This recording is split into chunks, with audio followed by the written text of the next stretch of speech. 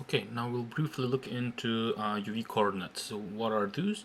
This is a procedure to make a 3D program to know how to apply a 2D image. Any image is a two-dimensional image, a bitmap, a texture, JPEG or whatever you have. How to apply it on 3D objects. So it's very easy if it's a box.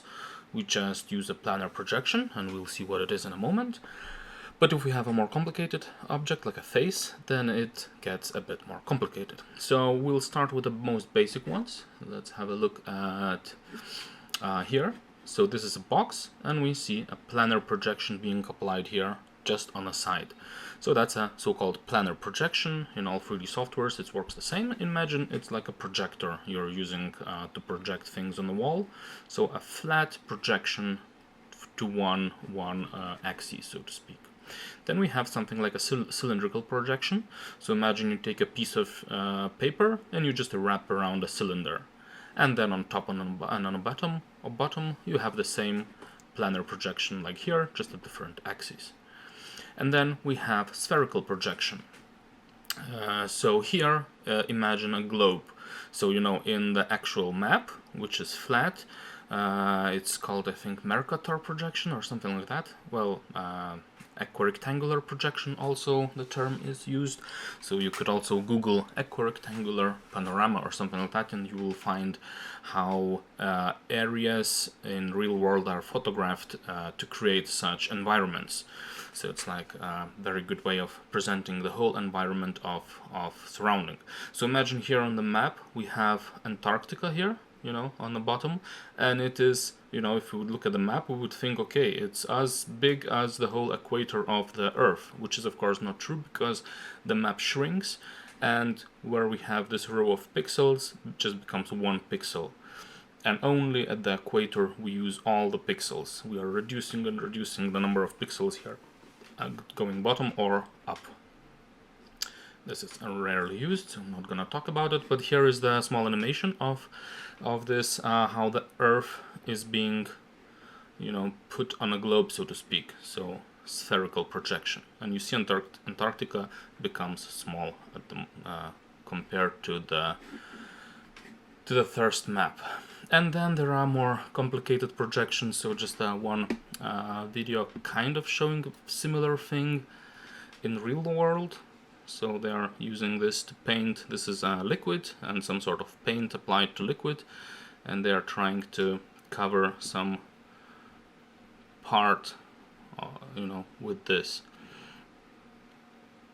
Some, I don't know what it is, car part or something. So if we create any object, a sphere, a box, let's move it out, a cylinder, any primitive here will already have their own UV coordinates. How do we know that? How can we look at the UV coordinates? We open UV editor here, and let me just make sure everything fits. And we see here we have UV editor, and we have something called UV space, and this is UV tile 1, this box here. And mostly we will have to use this area to put all the things we need in this area from 0 to 1, from 0 to 1 UV area.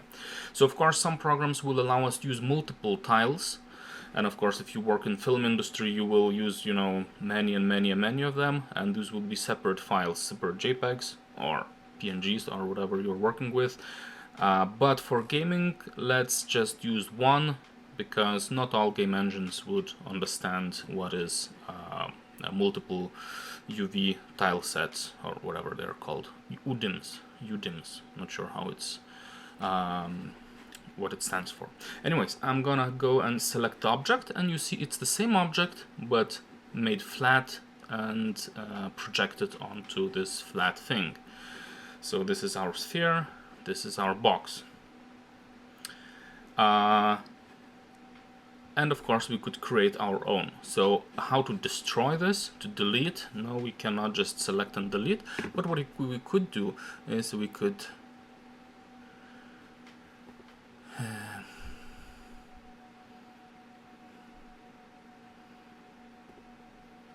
just create a planar projection, and that's kind of a way of resetting things. Not really, but let's just use that. So again, I do planar projection. Oh, I already did it. So once more, planar projection, and you see I have some controls both in this window and in this window as well. So I'll very briefly, we are not going to learn materials today, but very briefly just apply some texture so it will be a bit easier to see what we are doing here. So I go to my attribute editor, where it is, find the material that they're using here, that it's being, oh, I don't see material. Anyways, I'll apply the material then, right click, assign new material, let's say it will be Blinn, and I'll just grab any texture map. So I just created a texture map, so we see bottom, we could understand where it's top, one side and another side, and we have something to look at, some creature. Okay, let me save that somewhere, and now let's apply the texture here. So again, we'll talk about this procedure a bit later. Now we don't need to take care of it, to understand what I'm doing. We'll learn about it later.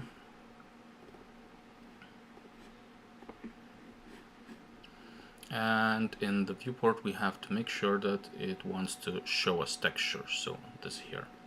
Okay, back to my object here.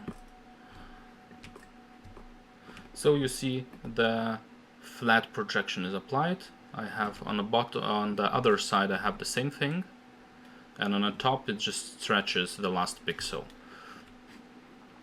So if I once again would want to create another once again a planar projection, I go to this, and you see I can control some things here. So how it fits, bigger. In this viewport or in this, doesn't really matter. We can do those things.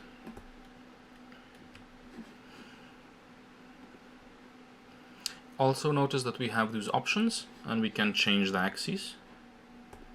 You know, now it projects the same planar projection, but it starts from top. And now let's apply the same material to other objects and see how they look in our UV editor. So I right click and assign existing material. I think this one was the one I created. Here the same. Existing material, Blinn. And now let's have a look how this works. So I grab this, again UV editor.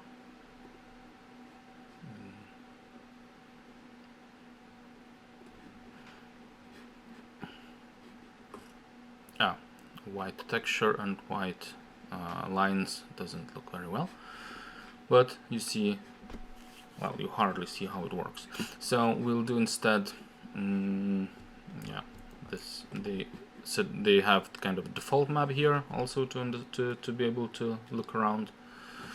So basically we have here our box, and basically if we let's say we want to make a dice, you know, a thing to play with, we could image UV snapshot or some resolution, 2K resolution in this case, and careful, let's say it's a JPEG.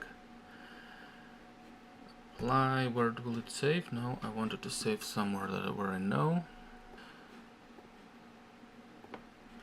And now let's see how this image looks like.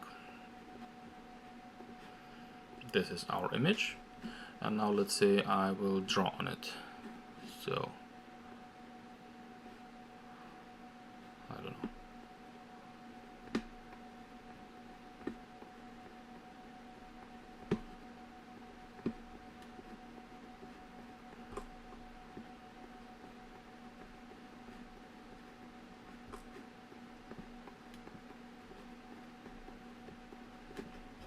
Something like that. Save it, and here we will apply now this new image. Attribute editor, Blinn, and instead in color, instead of this map, we will use another one, which is this one here. And you see now all of them changed because they use the same image.